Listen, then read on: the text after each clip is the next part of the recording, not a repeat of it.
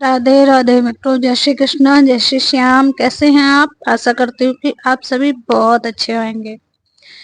चलिए जानते हैं कि चैत्र मास के शुक्ल पक्ष में प्रदोष व्रत कब रखा जाएगा।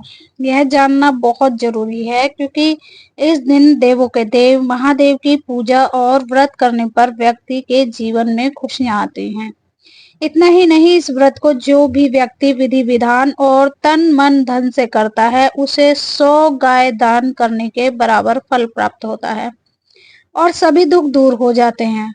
हर मास में यह व्रत 2 बार रखा जाता है, एक कृष्ण पक्ष में और एक दूसरा शुक्ल पक्ष में। प्रदोष व्रत में भगवान शिव, माता पार्वती के साथ भगवान गणेश जी की पूजा करनी चाहिए। आइए जानते हैं कि प्रदोष व्रत की डेट, शुभ मुहूर्त और पूजा विधि के बारे में।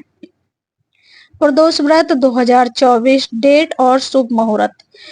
चैत्र मास के शुक्ल पक्ष की त्रयोदशी तिथि की शुरुआत 20 अप्रैल को रात में 10:48 से शुरू हो जाएगी और इसका जो समापन होगा वो 21 अप्रैल की मध्य रात्रि 12:39 पर होगा।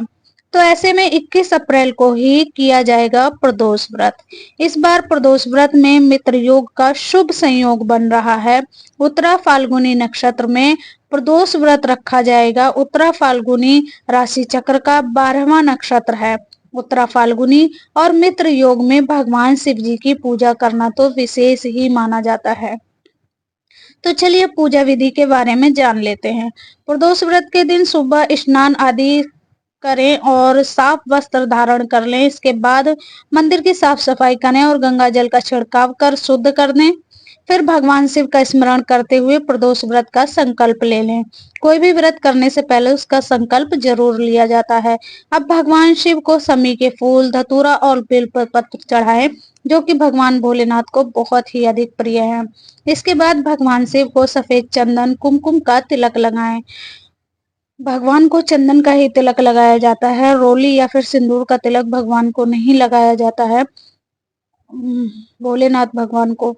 फिर भगवान शिव को जलाभिषेक करें और उनके समक्ष धूप दीप जला कर रखें। प्रदोष काल में भगवान शिव के साथ माता पार्वती और भगवान गणेश जी का पूजन भी करना चाहिए। भगवान शिव और माता पार्वती को फल और मिठाई समेत विशेष चीजों का भोग लगाएं। माता पार्वती को श्रृंगार की चीजें अर्पित की जाती हैं और घी का दीपक जलाकर आरती करें।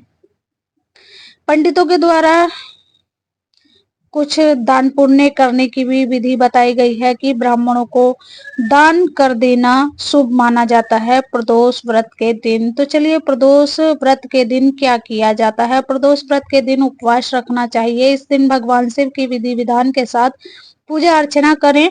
प्रदोष काल में भगवान शिव का अभिषेक कर पूजन कर व्रत का पारण भी करना उसी प्रकार उतना ही जरूरी है जितना जरूरी कि व्रत रखा जाता है। तो सही समय में पारण भी करना चाहिए।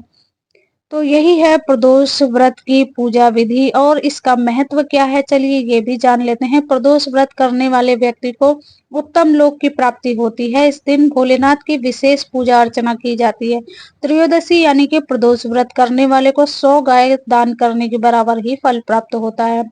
तो इस व्रत को जो भी विधि विधान और तन मन धन से करते हैं उनके सभी संकट और कष्ट दूर हो जाते हैं। हर हर महादेव।